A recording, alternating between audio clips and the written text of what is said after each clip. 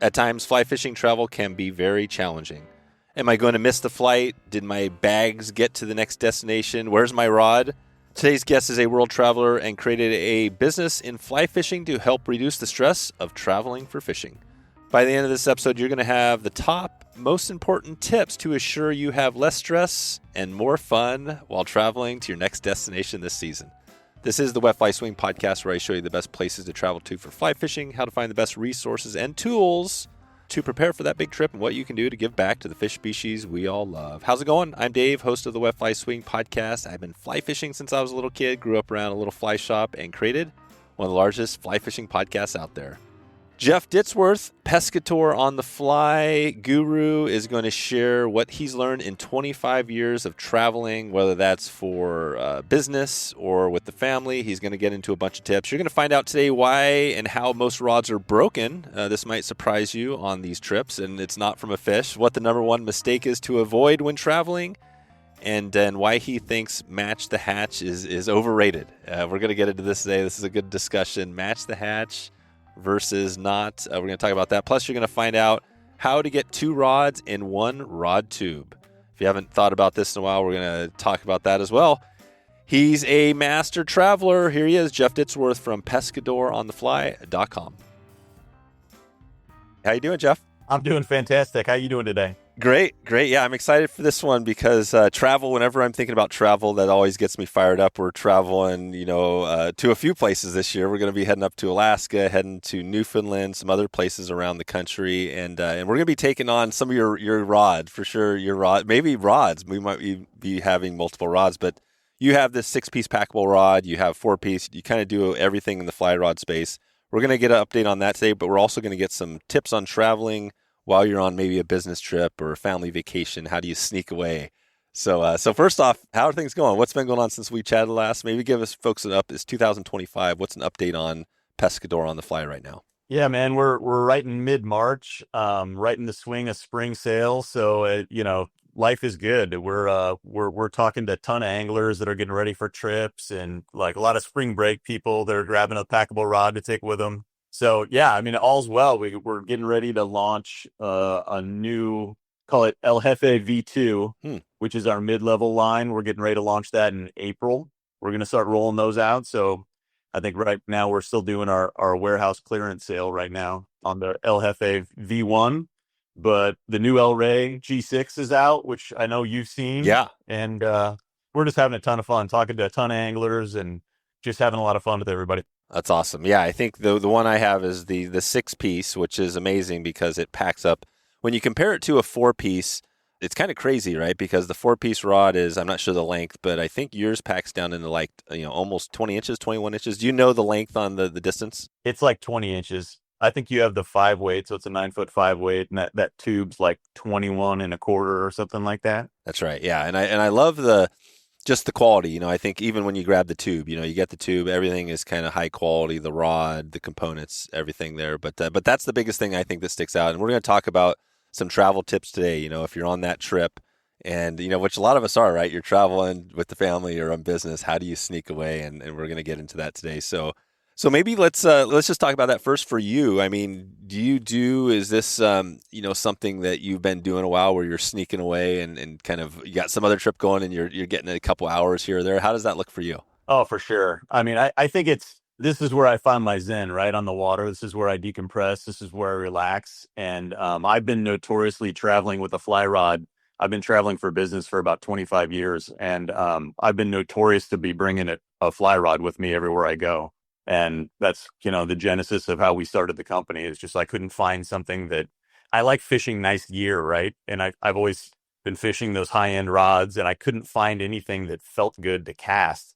So, we went out and figured out if we could make them ourselves. So we got that going, and here we are, man. You did it. What is your kind of gear setup for you're doing this trip? Talk about that, not only the rod, but also the other gear, the bags. Like, how are you packing compact? Do you have this thing where it's like all fits down into a little knapsack, or how do you do it? Yeah. So, every trip's different, right? So I would say if I'm going on a business trip, unless I'm going somewhere ridiculous where I'm going to need waders and boots, I'm generally probably not bringing waders and boots. In the summer, it's a little bit different because you could do a little wet wading. That's great. I've got, some like water shoes type thing. But when I'm just thinking about like not waders and boots, if I'm going on a business trip and I'm just going to go stand next to the river or stand next to a lake or whatever, I'm thinking rod, reel, super small pack. Yeah. So, oddly enough, I've actually got the fly rod tube that you have. Yeah. If you roll your rod up really, really gently, you can actually get 2 rods in that tube. Oh, wow. So, little pro tip on the El Rey series. Can you get it with 2 rod sleeves, or is it with the sleeves, or no? So basically what would happen is I just take the sleeve out of the other tube and I pack them in together. Oh, together. So you can put 2 rods in one sleeve. We also sell some other packable tubes where you can get like 3 rods, 2 or 3 rods in them.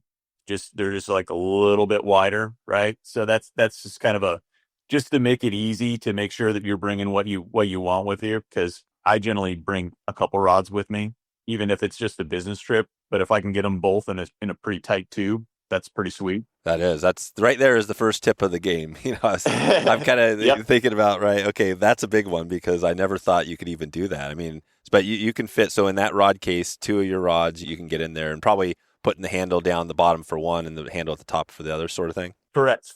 Like I said, if you pack it carefully, you'll get them in there. And I've traveled with that one where I got my 8.5-foot 4 weight and then the 9-foot 5 weight. I put them in there. Now you might have an issue in the El Rey carbon tube if you're bringing the 7 weight, because it's got the fighting butt, a little bit bigger. But again, we do sell kind of like it's a Cordura tube that's not carbon, but I mean, if you're just looking for something for simplicity, I mean, they're cheap, so it's just a fun way to go.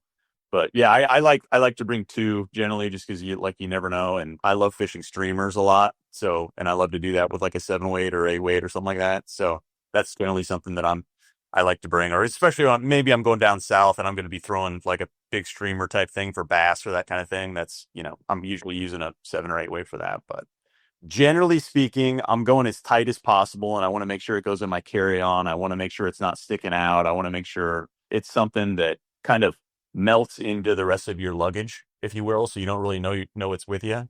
So generally, I got a very, very small pack. We make one that's called the Versa pack, and it's super small. And you got your fly boxes in there. You got your leaders, your tippet, all your gear that you're generally going to need in a very, very tight pack that fishes amazing. So it's a perfect day pack. So I'm bringing that. I'm bringing a reel, bringing the rods, that kind of thing. That's probably about it. Yeah. There's 100 packs on the market, and we make packs. Everybody makes packs. But if you have a pack and you can get your reel or reels in there and a few fly boxes, you don't need to bring, sometimes I'm out on the water and I see a guy that has something that looks like he's going to climb Everest on the back. And, right. I know. He's walking 30 feet to his car, and that cracks me up a little bit. But hey, man, to each their own, right? Yeah, definitely. No, I know. I see those. I've always been, I think we might have talked this on the last one. I'm old school. I'm like the old guy now. I guess I am old, but I used to love the vest. Yeah, man. Just the fly fishing vest. I love that thing. And I've gone away from it just because you don't really see them. I guess they're still out there, but I've gone to the sling. And the slings are cool too. They're different. But then also, I see what you're talking about, the ones where you got these, I don't know what you call them, but there's a big pack on the front, big pack on back. And it looks weird, right? It looks weird. And I guess it is comfortable, though. I guess if you want all that gear, it's a good thing to hold all your gear, right? Yeah, no, I mean, I like, again, if you're going to be bringing in like a bunch of gear, just, make sure you're comfortable. We make the lumbar pack, the River Vault, which is that waterproof pack that we just launched a couple months ago. And I mean, that's actually not a bad travel pack because it's not one of those huge packs. What does that fit? What is the River Vault? And I'm looking at it now. What do you fit in that waterproof bag? Is that kind of like you could fit a lot of stuff, or is it a little on the smaller side? For me, it's a lot, but for other guys, it's probably not enough. I like it because it has the water bottle holder on it. And like if you're hiking in somewhere, but so if I'm going somewhere and I have room for that, I'm actually bringing my fly boxes and all the gear inside of that. And then I can keep all my reel. Like if I'm bringing 2 reels, they're right in there. I can stick, hats, gloves, jackets, whatever inside of that. And then all my fly fishing stuff's kind of like your go pack, right? That thing's just ready to go. And it actually has straps on it to attach your rod tube. So it's a pretty cool setup. And I think generally if you got room, that's a great way to go, just because then you got everything and then you got room for like a lunch or something like that when you're out in the water. But, it all depends. I try to be a minimalist when I'm traveling for this kind of thing because I really don't need the kitchen sink if I'm just going to go fish for an hour, at the end of the day, twice. I want to bring what I want to bring. Fly box, leader, a little bit of tippet, a few weights, that's it. Yeah, Because basics. I don't want to focus on that on a business trip or a family vacation. I want to, I think about when our kids were younger and we were going on spring break down to like Mexico or something like that. I'm an early riser. So generally speaking, if you go to a all-inclusive resort south of Cancun or whatever, the beach in the morning is pretty darn empty. And generally speaking, the water's not rolling crazy yet. The wind hasn't picked up yet down in there. So I would probably walk the beach by myself, listening to a podcast or whatever, or just listening to the ocean and just walking there with an 8 weight or a 7 weight, just looking for anything. And you're casting and stuff. You can find all kinds of stuff doing that in the morning. So that's my, when I'm doing a family vacation kind of thing, that's my me time because the family's still asleep. So that's another good tip, right? You're on the family vacation now, not the business trip, but the family Yeah. vacation. So one big one would be, yeah, you got to find your time. So the mornings are a good time. And actually, that's the same for me too. The family a lot of times sleeps in. Get out there in the morning. Generally speaking, and I think for those beach vacations, that's when the beach isn't crazy busy because the last thing you want to do is be swinging a saltwater fly when there's 400 people standing behind you on a beach, right? That's a bad recipe. Yeah, gotcha. Okay, and then on the river vault, which I love. I mean, this thing's. We'll put a link in the show notes to this. On that, can you get a net? I see in one of your photos there's a net. Does that slide in between, or is there like a holder for the net on that? Yep, little holster on the back for the net. Oh, cool. There Yep. is. Yep. Amazing. Okay. So I'm looking at it now. So yeah, you can pretty much get everything. So this is something, yeah, we're gonna have to follow up because I haven't seen this thing in detail. So this looks like an amazing pack, and it's waterproof. So that's the other big thing. 100% waterproof. Exactly. It's, our business model going direct to the angler, we can bring a pretty incredible price on this too. So if you look at some other similar packs in the market, we're coming in way lower on that, which is pretty fun. So great value for the anglers. Perfect. So staying on the gear, so we've got basically now the pack, the basics to get in there, the fly box, the rod. Anything else on the travel stuff that when you're thinking about this that you have that's connected to all this? Seasonality, I mean, obviously it depends. Like if you're heading up in the mountains in the winter or whatever, you got to be dressing with some extra clothes. So I love those little kind of like puff jackets from Patagonia. It's just what I own right now, and they pack up so tight in a little package, and you can just smash those things into your luggage. So making sure you're warm is obviously super important.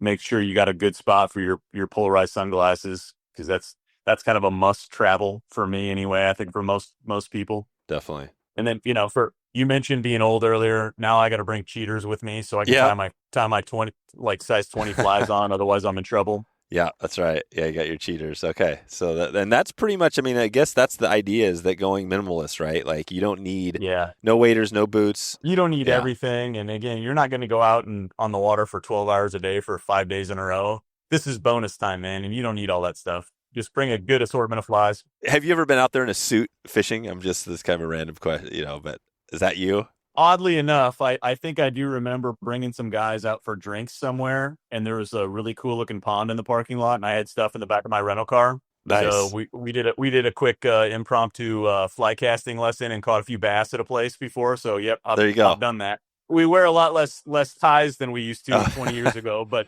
Right. yeah, I've done it, man. Yep. So you've done it. Awesome. So you've done the suit. That's perfect. Okay. But that's it. Well, let's go on that. So you talk about the pond in the back. So how do you go about, you're going to a new place, what's your strategy to figure out where you're going to be fishing? What do you do there? Well, so it's fun because a lot of the places I would go, I would be going like repeatedly. For example, I used to work for a company that was out in Connecticut, like Hartford, Connecticut. So you go online, do a little bit of research, and you find out that you got the Farmington River right there. That if you're from there, you might have just went ew or something like that a little bit. But I mean, there are trout in the thing, and it's they'll eat. So I would just bring my gear with me and slip out in the morning before meetings or after the deal. So I think now with there's some pretty sweet apps that can help you find. And I'm not an expert of these, but I've talked to a handful of these guys that are building these apps that help find good places and give good feedback on what to fish for. But I mean, Google Maps does so much for you because you can say, okay, here's my hotel, or just the internet. There's plenty of research out there. Yeah, there is. There's lots. Yeah, there's tons of resources. And one thing that we've been utilizing a lot is trout routes. I think that's, there's a couple of great mappings, Onyx, but just Yeah. having the land ownership stuff is also key. That's a great app, and I think I haven't used it a ton, but I've talked to a lot of guys that love it.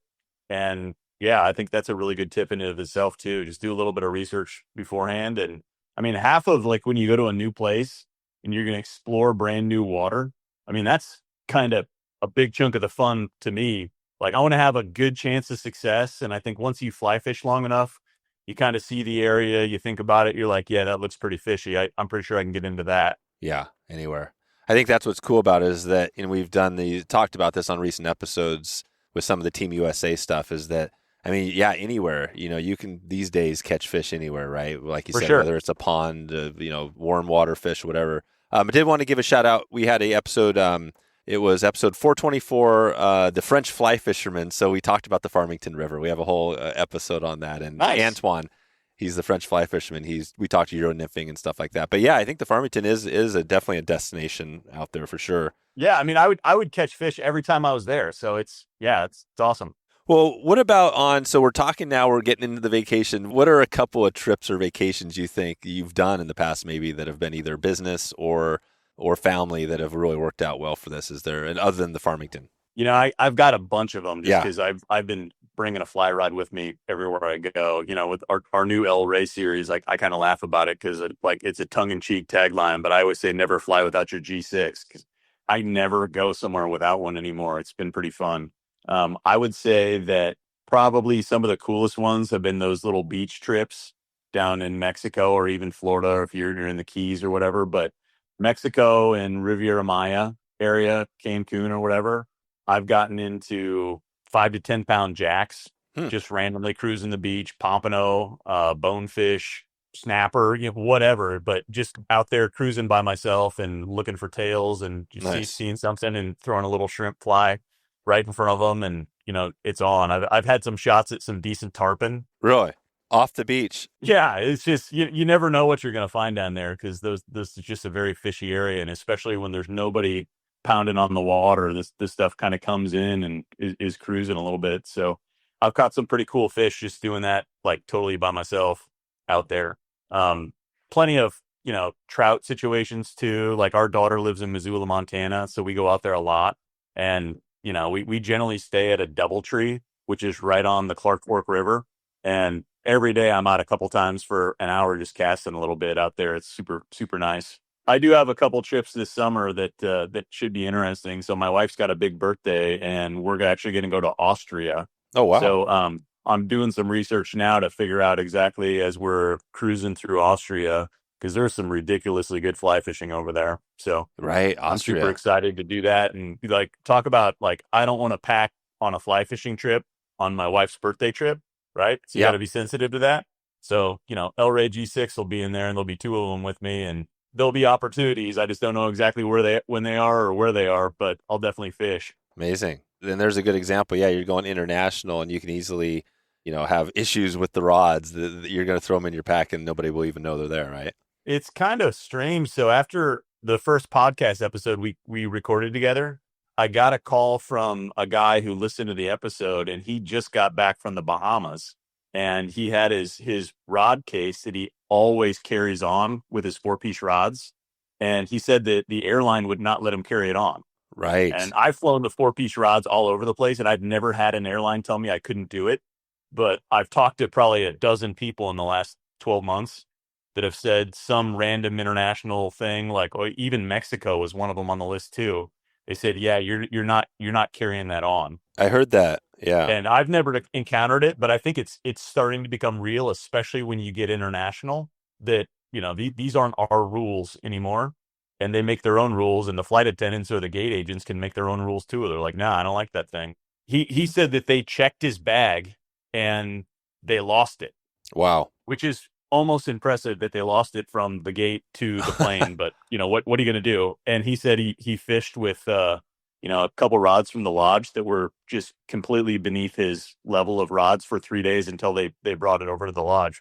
And so he picked up a couple travel rods. Just says, listen, I'm going to have these things in my carry on every single one of these trips from now on. That's it. I think that's probably the biggest tip of today is that. And I've heard that too. I think Canada, I think I've heard some people having issues with that as well. So yeah, you can pretty much just avoid all that by putting your G6, the six piece, along with your reel and everything. Really, your whole thing could go into your pack. Nobody even know you're fly fishing, right? No, for sure. Yeah, I mean, I've never checked flies before, even though, every once in a while people ask me if they'll allow you to take a tarpon fly on, and I've never had an issue, but, Oh yeah, yeah. How does that work when you're on the? So are you bringing your flies on the carry on? I generally do, yeah. I think most people do, because, I mean, you start looking at some of those fly boxes and you start adding up your investment in those things, and all of a sudden you're like, damn, that's a chunk of money. I'd prefer not to have that in my checked bag that may or may not get rifled through. Oh, exactly. So, have you ever had any issues with that when with the carry on the flies when they see the flies and like, hey, this is a weapon sort of thing? No. I've had a few TSA agents look at me kind of sideways every once in a while, and you give a little bit of education, and usually they smile. And I think most of them have seen it before. Again, I've never had an issue, but you never know these days. But I generally carry them on. Yeah, you carry them on. Okay. Well, and before we get to this, I want to ask you some TSA kind of tips or whatever. But Austria, so I guess we're talking Alps, right? Are you thinking you might not be able to get out to the big, on your trip, but that's what I think it's known for. Is that something you're looking into? We are going to fish one day. So we're going to go out and get a guide and just go out for one day. So on a trip like that, I'm planning on borrowing waders from the guide versus bringing my own to travel on trains and planes and all that stuff all through Europe. But that's my plan. So it's going to be rod, reel, handful of flies, basically everything I would need to be able to catch fish on my own. Yep. Without waiting. Right. And then we'll get into it, and I'll fish the same rods, obviously, out there, because I've fished these G6 all over the place, and you can't even tell the difference between that and a 4-section rod. So they're great. So I don't have an issue with that. And is that mainly because the technology, and that's what I've noticed too, because I've got the six piece, and yeah, you can't tell the difference at all. Has the tech just what's changed? Because we've talked about that before on here, like the history, just the ferrules. I think one of the greens invented the ferrule back in the day, right? But talk about that. Why is the six piece now at the same level as a four piece? I'd go out there and say not all six pieces are at that level. Yeah. Right. Gotcha. And so our recent gear review in Trout Magazine, they just said, hey, this is different than what was out there before. So I think it's better blanks, but it's also better ferrules. I would also say we've taken the investment. We've gone a little bit further than other companies have in the past, because most companies in the past have never focused on it. So when they're building these rods, they're building them with subpar components from what I've seen. And that's the exact thing I felt when I was using these packable rods from yesteryear, if you will. They were used with entry-level components because they didn't want to put a lot of money into it because it wasn't a ridiculously popular thing, right? Yeah. So I kind of flipped it on its head and said, listen, I want to invest and put the best blank, the best ferrules, the best guides, and really just do this right in a rod factory that's consistently making $1,000 fly rods from the big brands. And, by going direct to the angler, we're going to bring this to the market at $500-$600. So it's really intentionally building a better packable fly rod is, I think, why it's different versus, well, I don't know if this is going to be a tiny section of their sales, they're not going to invest the money into making it great. We went the opposite direction. And I told you earlier that as far as 6-section, 4-section rods go, we probably sell about an equal amount because, you get out there, and I'm going to go to Montana at the end of April, and I'm going to be bringing 4-section rods with me. I'm going to be bringing 6-section rods too, just kind of for backup. So if I'm going to fish for 3 days in a row, I'm probably just going to bring the 4-section rods. They're easy to travel with when you're bringing them all together. But I'm a backup rod guy. So if I want to bring a backup rod with me, generally speaking, I'm bringing a 6-section. Yeah, exactly. Yeah, that's the thing. I'm glad you made that point, is that you're not just the 6-piece, 6-section guy. You've got the 4-piece. And are those the main, because remember when there used to be the 3-piece too, and there's obviously 2 pieces, but are there any 3 pieces out there still? I don't know if there's 3-piece anymore. There's a few 2-piece. And I actually talked to a guy the other day that was like, listen, man, I take my rod, I fish 2-piece rods, I take it from my truck, and I go to the river and I fish. He's like, I don't need a 6-section rod. And I said, I'm not going to debate you on that one, man. You sound like you're set. You got all your gear that works perfect for you. Exactly. I think, 20 years ago, a 2-section rod was was way better than a 4-section rod. But I think as Right. technology has made the ferrules better and the blanks better and the production better, a 4-section rod is pretty darn comparable to a 2-section rod. And I don't make 2-section rods. I have a lot of guys kind of complain about that, but it's like, hey, there's other guys making good 2-section rods. That's not my niche. I'm not all things, No. right? And that's such a small niche. I mean, I would say in the fly fishing industry of people who want the 2-section, I would guess it's like 10% or less, right? It's limited, and I think a lot of it is just based on what they're used to and everything. And there's nothing wrong with that. I think for a fly rod company to make a 2-section rod, the transportation costs to get it from the factory to their warehouse is way higher. The shipping cost is way higher. So you get one, you're going to pay for it, and I really don't think you're going to see too much of a difference between that and a really nice 4-section rod. But I mean, if you like 2-section rods, man, fish them. I'm all for it. Nice. Well, as we're talking about the rods, we're going to be having, and we'll put a link out to a video we're going to do. We're kind of kicking off our YouTube channel, and it's been kind of fun. So we're going to be doing a review. Well, it's more an unboxing of, just so people can see what this rod looks like. So we'll put a link in the show notes to that video. But in that, I want to talk about some of the benefits. So what would be a top, like maybe 3 benefits of that G6, the 6-piece rod that you would say would be top? Obviously, maybe just what would you say if I was going to, talk about those? What would those 3 be? I'd say the easy transportation of it to get it to and from where you're going and really not even know it. So, if you're going to be hiking someplace and you're throwing all your gear in a backpack, not being the guy that's like ducking underneath trees the entire time, like it's just way more convenient for transportation. Oh, so that's another one. I'm glad you went down this because I wasn't thinking about that. But so you've got the easy transport, really, which is broad, flying, but also, yeah, the backpacking. I mean, I remember those days with the 4-piece or even the 2-piece. I remember doing that too, where we're backpacking in and you're ducking under branches and getting caught and falling down. So that's another big thing. So the backpacking is another part of this. Yeah, I mean, I'm gonna nail it with 3 things. It's the flying, the backpacking, and then the backup rod is what I do. And like the backup rod is 2 different things, right? So I think about bringing a backup rod when I'm actually flying somewhere with the specific purpose of fly fishing. I mean, I don't break a lot of rods, but I know some people that generally, whether it be a car door or God forbid the infamous ceiling fan down in Oh, in the wow. flats, that's the one that gets people a decent amount. Oh, dang, that's bad. I talk to just about everybody that breaks a rod from our company, so I hear a lot of stories. Yeah. But car doors and ceiling fans probably are the top 2. Oh man, that's crazy. Falling is another one too. It's just kind of, you never know what's going to happen. But having that backup rod, but think about the combination of a backup rod and then the backpacking rod. So every once in a while, you're going to go out and you're going to hike a mile or 2 to get to some pretty sweet water. And you're going to set up your rod at the truck and you're going to be hiking in and you're walking there with your rod and that's all good. Well, I'm not going to hike 2 miles with one rod because if something happens, or think about it this way, you get out there in the water, you just hike 2 miles, you're nymphing, you're doing your normal routine. And then all of a sudden you're looking around and there's a ridiculous hatch and you want to switch over and do dry fly. Well, I mean, you can clearly do that with normal, 9-foot, 5-weight, 6-weight, whatever you want. I love dry fly fishing with an 8.5-foot 4-weight. So think about L-Ray G6 in the tube attached to the pack. I've got a dry fly rod with me at all times. I can set both up while I'm back there, and then I can nymph or I can go to the dry fly rod. Or, like I mentioned earlier with me being kind of a streamer nut, I'm not walking 2 miles into trout territory without a streamer rod.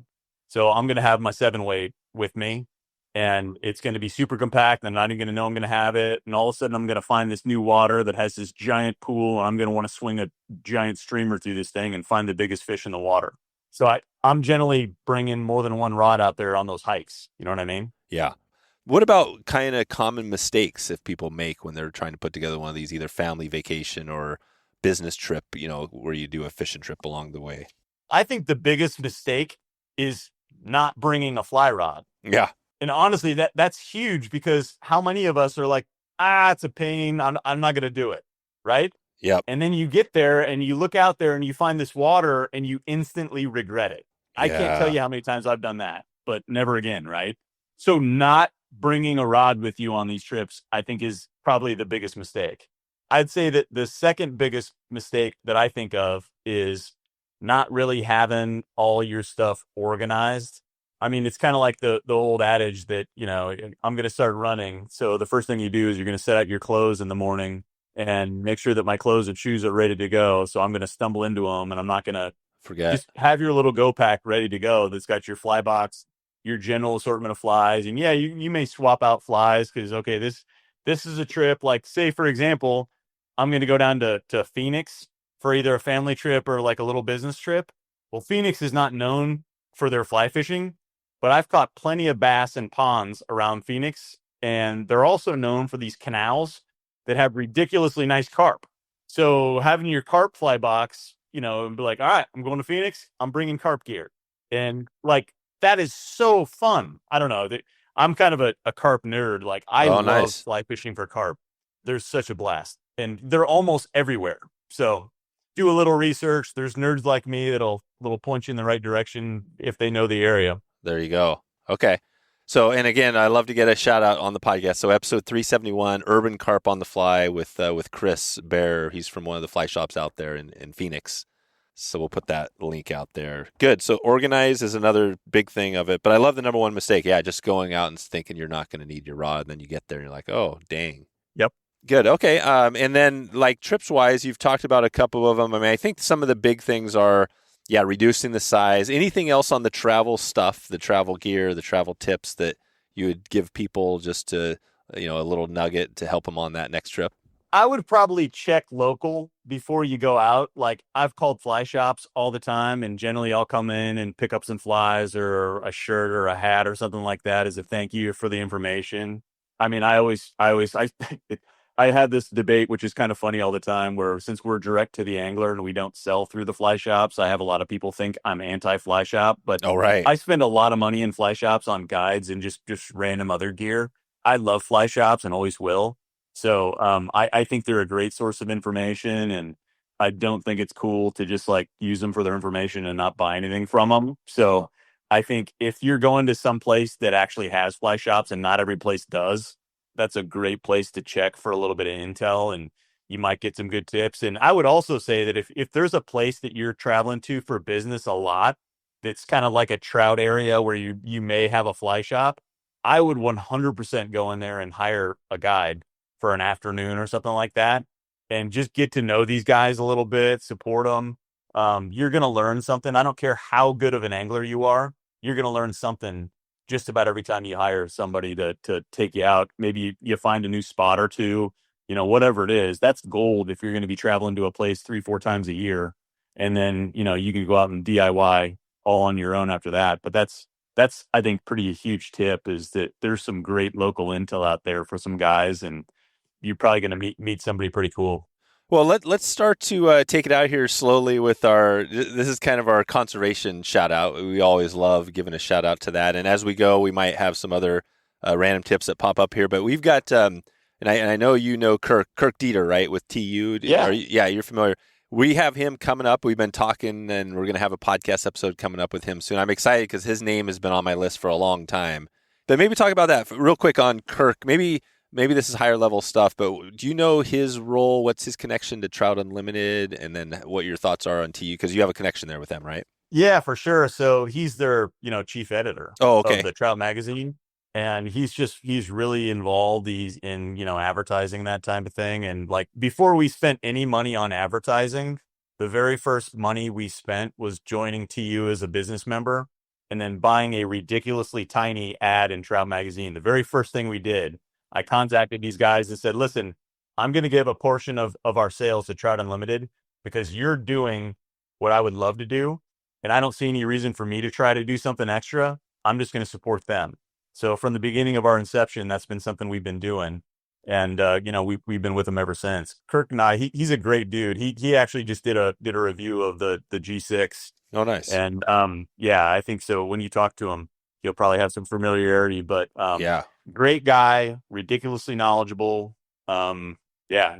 that's perfect.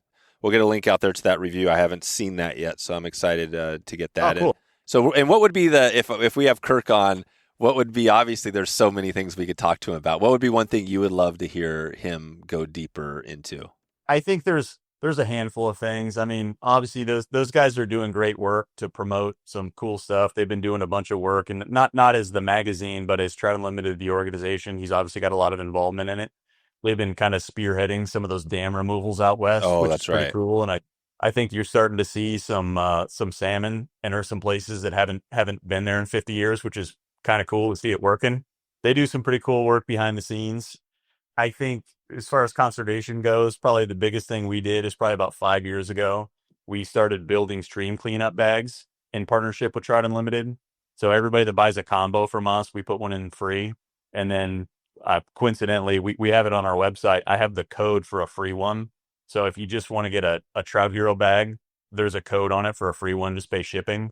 But we send out thousands of those to Trout Unlimited events and that kind of thing at our cost just to promote stream cleanup. And this wasn't necessarily in partnership with him, but it was in partnership with Trout Unlimited. I'm a big believer in very, very small things repeated over time ended up to huge results. I love big stream cleanups. Those are great. But I think that if every single time an angler goes out on the water and brings back a bag of trash, that impact to cleanup of our beautiful waterways is going to be way bigger than these 1 or 2 time a year big stream cleanups. Every single time we're out, bring out a bag of trash. And it's sad, but you can do it because there's that much trash out there. Right. So I promote that pretty heavily just because we're all there. We all love the outdoors and we all want to try to make a little bit of difference. And it takes like no effort. Love that. Love that. Yeah. One of Atomic Habits, James Clear, that book is one that I'm glad you mentioned the habits Yep. because that daily habit stuff is real. We had James out. I met him Oh, you did? last year. Oh, Super wow. good dude. Not for this business, a different business I'm involved in, but Oh, cool. yeah, 100%. Awesome guy, great book. I would highly recommend everybody listening like picks that one up and does a listen or reads it. It's great, great stuff. Amazing. Okay. And so a couple random ones here, and then we'll take it out on this one today. So first random one of the day. So fishing, it sounds like you're just like me and a lot of us listening now. We're just kind of fishing is our thing, right? Fly fishing. But if fly fishing disappeared, how would you fill that space? What would you be doing with your time? Honestly, I'd probably I have to have something on the water, right? Right. So I'd probably become like a kayaker of some sort if all of a sudden I couldn't fly fish. You know what I Right. mean? Yeah, yeah. Would that be like extreme kayaking, like whitewater? Would that be more like river kayaking or I would say more peaceful, more peaceful. We have one of those hydro rowers that's kind of like a Peloton, Oh but yeah, for rowing. sure. And every morning I hit that thing and Oh, I just amazing. do what they call like a journey row. And all it is like a scenic, pretty place. And it's just like you like rowing. So it's a great little exercise, full body workout, but also I'm sitting there looking at water, which makes me happy for That's some reason. cool. So like if I had to pick something that I was going to do, I'd probably need it to have something to do with water. I have other hobbies. I play a ton of tennis, but that doesn't replace my water. Have you tried pickleball yet? It's funny. Every time I mention tennis, somebody always brings up pickleball, That's and right. I've tried it, Yeah. but it's not my thing. Yeah, I saw it just today. I was going by a place that I've been by many times. It used to be like a big store, and I'm like, wow, it's a pickleball arena now. I'm like, wow, this is really blowing up. It's a ridiculously fun sport, and I have so many buddies that do it and have tons of fun, and it's a good social thing, and get a little bit of a workout, and I've even had some of our tennis brethren like stop playing tennis and jump over and play pickleball full time, and Yeah, yeah, that's me. it's cool. I think it's like one of those things where I'm pretty competitive at tennis right now.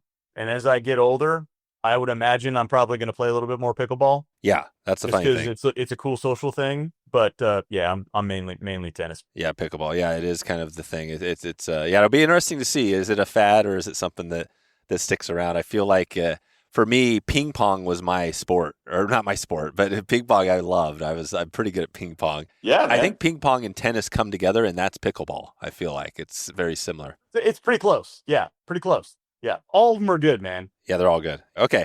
And what about again, this question, fly fishing wisdom, things that you hear out there. Anything you think you've heard like this fly fishing that's kind of accepted, but you maybe disagree with a little bit? Um, I don't know. now we're gonna get into fly fishing lore, and Yeah, these are random. you're gonna get people to hate on me a little bit. No, I'm just kidding. So you go back and look at the dawn of fly fishing, and one of the biggest debates ever: is it matching the hatch or is it the perfect drift? Ooh, yeah. I'm probably of the school it's the perfect drift. Yeah, it's a perfect But drift, right? here's a quick story. So I had a business trip in Colorado 2 years ago, and I flew out on a Sunday, drove up in the mountains, and I went into a fly shop real quick, and I was just gonna grab a few things and see what's going on. And I get in there and I'm talking to one of the kids in the shop, and I'm like, all right, I'm gonna go out and fish this. And he's like, okay, yep. All I got to tell you is that if you're not fishing a size 22 or size 24, you're not going to catch anything. Right. And I laughed a little bit. I was like, well, I'm probably going to fish an 18 for two reasons. Dude, I can't even tie on a 24 anymore. I don't know what it is. I can't hardly see it, even if I have my cheaters. Like, I would need better binoculars or something like that to be able to execute that. So I said, I appreciate your advice, and I'm not disagreeing that you wouldn't catch fish on this, but I have a feeling I can drift a fly good enough to be able to catch fish on an 18. And I did, and it was just one of those like funny little things. Oh But yeah. I think having a fly that looks very, very similar versus perfect, you got to have the right shape and the right relative size of the insects that are hatching. You know, But it's more that I kind of it's agree. Yeah. yeah, and it's I've had so many fun debates over a beer with people on that, and if that's your feeling, to each their own, man. It's all good. I think if you're matching the hatch exactly, I don't disagree. You're going to have success. I don't think you have to work that hard, though. I think sometimes in the fly fishing world, we overcomplicate things. And I think just going simple and working on that perfect drift, I think you're going to get hookups. I don't think the amount of hookups you get from that philosophy versus the absolute meticulous perfect fly, I don't think you're going to notice any difference for most of us, called mere mortals. Love that. I love that wisdom there because that's the perfect one, really. To think about it. The matching the hatch is just the epitome of fly fishing, right? The dry fly fisherman on the water, the matching the hatch. And it's amazing because, yeah, that's the cool thing about fly fishing is you can go as deep and nerdy as you want. If you want to tie a size 28 and get into that, like go for it. That's awesome. But Yep. but at the Yep. same time, we have Josh Miller was just on Team USA. He's coached the youth team into the last couple of world championships, and he's just this all-star out in PA. And he was saying that on that episode, like, man, and you can just see it with Euro. You don't have to look at the Euronym's the best example. Those things are pretty much as basically not matching the hatches as possible, and they work better than anything. Yeah. They look like something that, maybe they look like something. I don't know. But like a fish sees it and it eats it. So who am I going to argue, right? Yeah, so that reinforces your case there. So that's good. I'm glad we went down that road. It's always good to get a little, and that's actually a good headline on a video or a title, right? Like match the hatch Yeah. or right to get that going. So If you go Google that right now, you're going to see a million hits on that because it's a topic that a lot of people hit, and I don't know. I think it's like I go out to Montana and I fish with my buddy who's a great guide out there, Jake from Montana Fly Guy, oh yeah, really good dude, and we'll fish almost not always the same fly, but over 20 days out on the water, I'll bet we're fishing fairly similar flies like almost the entire time. And he jokes about some of the guys that he fishes with or has seen in the past that say, listen, I don't care. I'm out here on vacation. I'm from Connecticut or Boston or whatever. I want to dry fly fish the whole time. He's like, hey man, it's your day.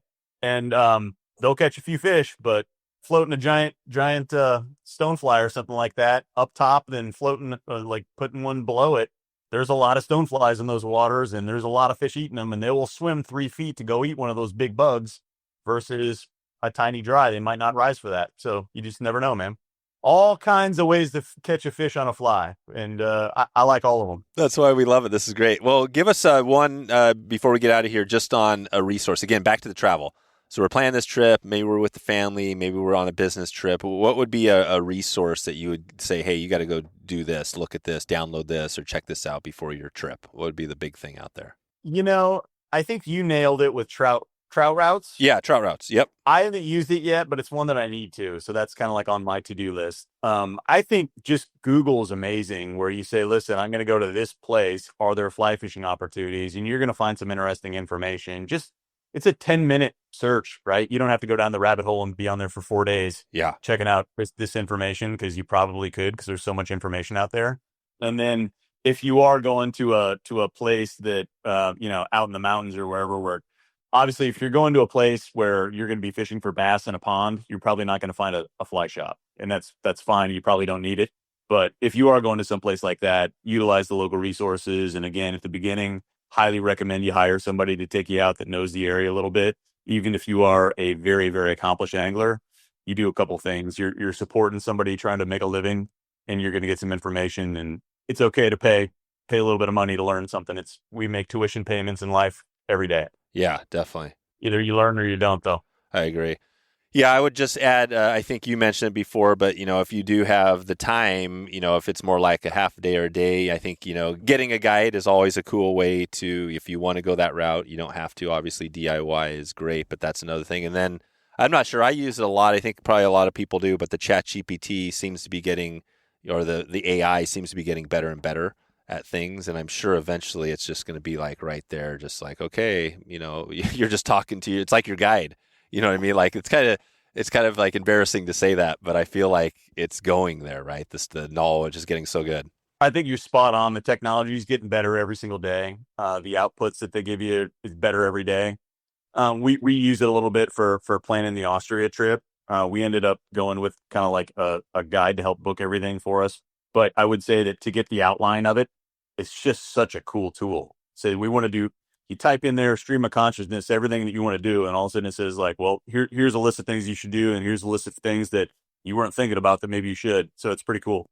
Fly fishing the same way, man. It's like you put that in there, the search engine in there, like you said, is getting better every single day. So I can't even imagine where we're at in the future with that. No, I just put in the Phoenix, that example. Phoenix, I just basically said, I'm fishing Phoenix. Where should I fly fish?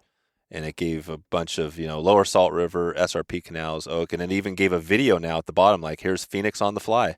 Boom. Wow. You know what I mean? And yeah, that's awesome. There's your YouTube video in ChatGPT. So I feel like it's just, I'm not sure how it differs from Google, because Google's using their own AI, right? I mean, I think there's probably overlap, but probably a little overlap. I think they work together a little bit, but I would imagine. But yeah, I think you're right. It's going to keep getting better. Perfect. Which is exciting. Awesome, Jeff. Well, this has been a great episode here. Love always the travel tips. We will send everybody out to pescadoronthefly.com if people want to check out the G6, check out the 6-piece, the 4-piece, anything you have going. But yeah, man, this has been great. Really appreciate it, and looking forward to hopefully seeing you on the water here as we move ahead. For sure. We got to do it. Yeah, appreciate it, man. This has been fun. Thank you. All right, your call to action for today is check in with Jeff. Let him know you heard this podcast, and check out that 6-piece rod right now. You can go to pescadoronthefly.com or check them out on social media. We also have a view if you want to see on YouTube right now. We'll have a link to that, the unboxing video if you want to see me unboxing this rod and some fun stuff there. We'll have all sorts of links in the show notes. Just go to wetflyswing.com and check in with Jeff this week. That's the best way to support us and Pescador on the Fly. Shout out before we get out of here, Landon Mayer trip. If you're interested in Landon Mayer right now, you can send me an email, dave@wetflyswing.com. And we do have a spot available for Landon Mayer. This is epic Colorado trip from one of the best out there. Send me an email if you're interested. That's all I have for you today. Appreciate you for stopping in and listening to this one all the way to the very end. And I definitely hope you have a great morning, a great afternoon, or a great evening, wherever you are in the world. And we'll see you on that next one. Thanks for listening to the Wet Fly Swing Fly Fishing Show. For notes and links from this episode, visit wetflyswing.com.